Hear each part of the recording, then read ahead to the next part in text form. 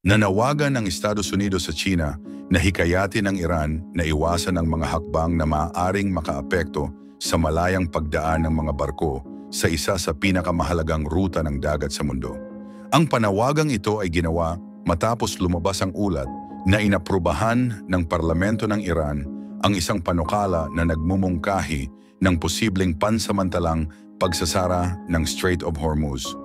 Ang lugar na ito, na matatagpuan sa pagitan ng Persian Gulf at Gulf of Oman, ay mahalaga para sa mga barkong nagdadala ng langis at gas. Ikinababahala ng marami na ang anumang abala rito ay maaaring magdulot ng problema sa supply ng enerhiya sa buong mundo at magpalala ng tensyon sa rehiyon. Ipinahayag ng mga opisyal ng Estados Unidos ang kanilang pag-asa na gagamitin ng China ang impluwensya nito para maisulong ang pag-uusap at mapayapang solusyon. Binibigyang diin nila ang kahalagahan ng pananatiling open at ligtas ng mga daanan ng barko para sa kapakanan ng lahat ng bansa. Ang Strait of Hormuz, bagamat makitid, ay may malaking papel sa pandaigdigang kalakalan, lalo na sa sektor ng enerhiya. Tinatayang malaking bahagi ng langis ng mundo ang dumaraan sa kipot na ito. Kaya't mahalaga ang seguridad nito para sa katatagan ng mga merkado ng enerhiya.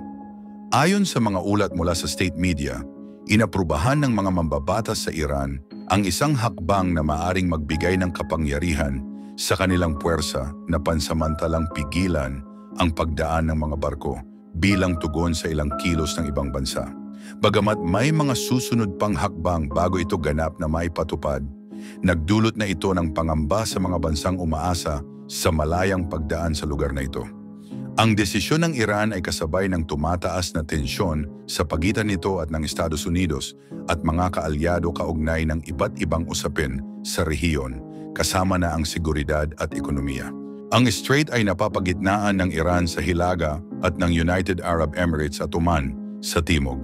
Araw-araw itong dinadaanan ng malalaking tanker na nagdadala ng krudo at natural gas.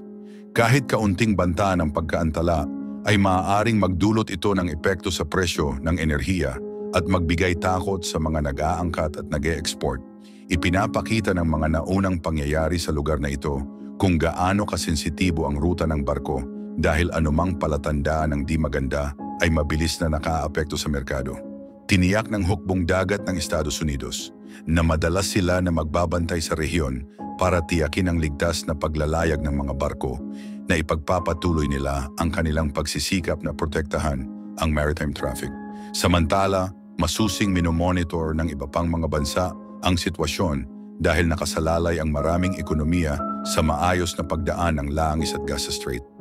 Ayon sa mga balita, anumang hakbang na maglilimita sa shipping ay maaaring magkaroon ng malawak na epekto hindi lamang sa gitnang silangan kundi sa buong mundo. Naniniwala ang mga eksperto na ang diplomasya ang susi para maiwasan ang hindi kinakailangang tensyon sa rehiyon. Hinihikayat nila ang lahat ng panig na magtulungan para sa mapayapang solusyon na magtitiyak na mananatiling bukas ang strait. Kasabay nito, nananawagan din ang marami ng mahinahong pagdedesisyon at pagtutulungan dahil ito ang pinakamainam na paraan upang maprotektahan ang kapakanan ng pandaigdigang komunidad. Patuloy ang pag-usad ng sitwasyon at umaasa ang mga pamahalaan at eksperto na mananaig ang pag-uusap at mahinahong pagkilos. Lalong tumindi ang tensyon sa gitnang silangan matapos magsagawa ng airstrikes ang Estados Unidos laban sa mga pasilidad na may kaugnayan sa programa sa enerhiya ng Iran. Matapos ang pag-atake, iniulat na pinag-aaralan ng Iran ang iba't ibang paraan ng pagtugon, kabilang na ang pagpapadala ng mga missile na tumarget sa mga military base ng Amerika sa Qatar. Ang naturang pag-atake ay nagdulot ng pangamba sa buong rehiyon at nag-udyok ng panibagong panawagan mula sa iba't ibang bansa para sa pag-iingat. Ayon sa mga opisyal ng Amerika, ang kanilang airstrikes ay isinagawa gamit ang mga long-range na lumipad mula sa mga base sa labas ng rehiyon. Tinarget ng mga ito ang mga pasilidad na sinasabing bahagi ng nuclear program ng Iran. Nagdulot ito ng malawakang pinsala sa ilang mahahalagang pasilidad at nagresulta sa pagkaantala ng mga operasyon doon. Ayon sa mga ulat, ginawa ang airstrikes matapos matanggap ng US ang impormasyon na may seryosong banta mula sa panig ng Iran. Bilang tugon, naglunsad ang Iran ng ilang missile na tumama malapit sa Al Udeid Air Base sa Qatar, na isa sa pinakamalaking pasilidad ng Amerika sa rehiyon. Ayon sa mga ulat, 14 na missile ang pinakawalan at ang karamihan sa mga ito ay napigilang makapinsala dahil sa depensa ng Qatar at ng Amerika. Wala namang naiulat na nasaktan, ngunit nagdulot ito ng matinding takot sa mga residente sa paligid ng base. Bago isinagawa ang pag-atake, sinasabing nagbigay ng abiso ang Iran sa pamahalaan ng Qatar upang maiwasan ang pagkadamay ng mga sibilyan. Kinundena ng Qatar ang pag-atake at tinawag itong paglabag sa kanilang soberanya.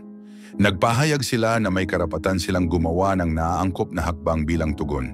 Sa panig ng Amerika, sinabi ni Donald Trump na itinuturing nila ang pag-atake bilang isang mahinang tugon at pinasalamatan pa ang Iran sa pagbibigay ng babala bago ang insidente. Gayunpaman, iginiit niya ang kahalagahan ng kapayapaan at ang kagustuhan ng Amerika na mapanatili ang kaayusan sa rehiyon. Nagpahayag naman ng suporta ang Israel sa hakbang ng Amerika dahil matagal na nilang sinasabi na ang programa sa enerhiya ng Iran ay banta sa seguridad ng rehiyon. Subalit may ilang bansa sa Europa at iba pang bahagi ng mundo ang nananawagan sa lahat ng panig na magpakita ng pagpipigil at iwasan ang mga hakbang na maaaring magpalala ng sitwasyon. Sa ngayon, patuloy ang mga lihim na pag-uusap sa pagitan ng ilang bansa upang subukang magbukas ng linya ng komunikasyon at maiwasan ang tuluyang paglaki ng tensyon. Umaasa ang maraming leader at mamamayan na mananaig ang diplomasya at maiiwasan ang paglaki ng mas malawak na kaguluhan sa rehiyon. Ang mga susunod na araw ang magiging mahalaga kung tatahimik ang sitwasyon o lalo pang titindi ang alitan sa gitnang silangan. Patuloy ang pagbabantay ng buong mundo sa magiging tugon ng mga leader ng Iran, Amerika at kanilang mga kaalyado.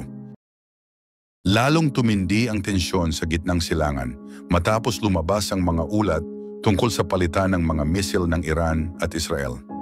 Lalo pang naging seryoso ang sitwasyon nang magsagawa ang puwersa ng Estados Unidos ng mga pag-atake sa ilang lugar sa Iran na sinasabing may kaugnayan sa kanilang nuclear program.